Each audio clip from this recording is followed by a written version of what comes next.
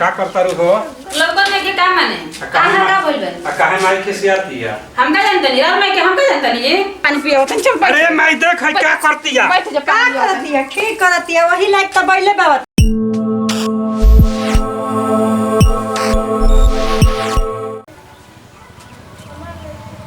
दिमाग खराब हो जाता काम करत करत। अरे माई कहाँ भी है मोगी हम का जानते तो माई कहां भी है माई हम का जानते तू हमार माई न हवे कि ना तू हमार माई उहे माई ही है हम ना माई है तोरा के कुछ करे लेना उ का करी हमरा के का है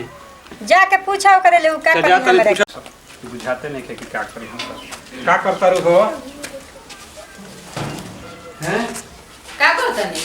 क्या करता रहो लोगन में के का माने कहां का बोलबे काहे माई के सियाती है हम का जानते नहीं और मैं के हम का जानते नहीं ये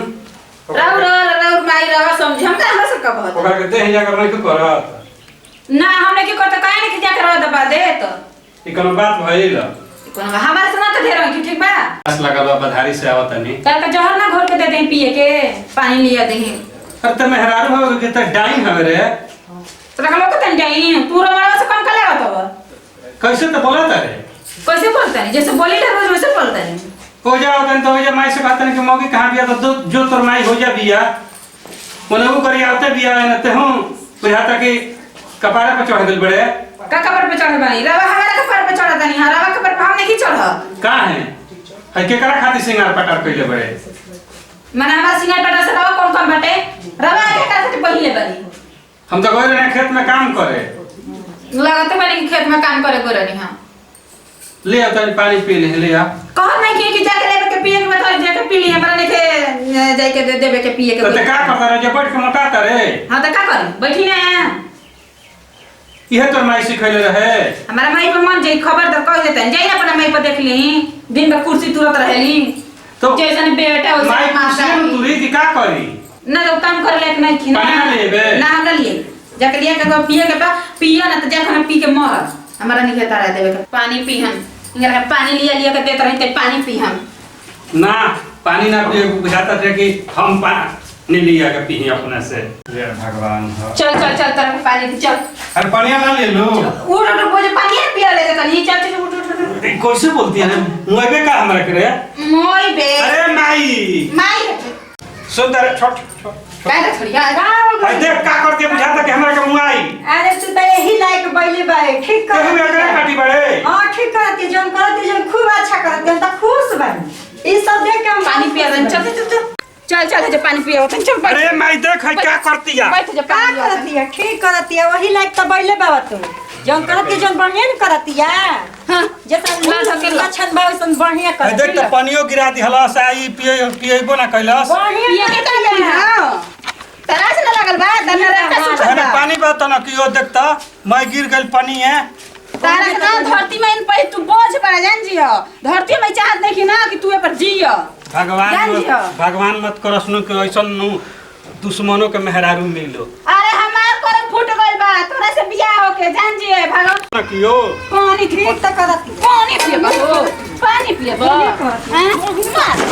पानी पिए बा बहुत बढ़िया करती है वही लायक बैले बाई अरे ते कॉलेजू के टाइम बड़े कारे मरद मारन बड़े ते बढ़िया करती है वही लायक बाई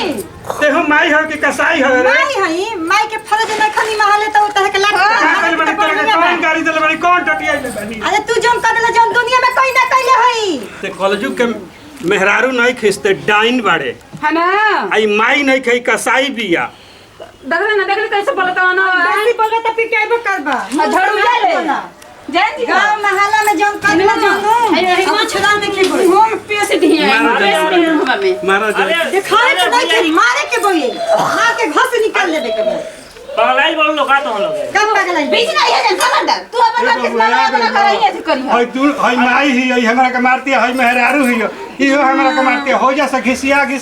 मंगनी है पानी नु तो देखा हई लिया के हो जा फेंक देलस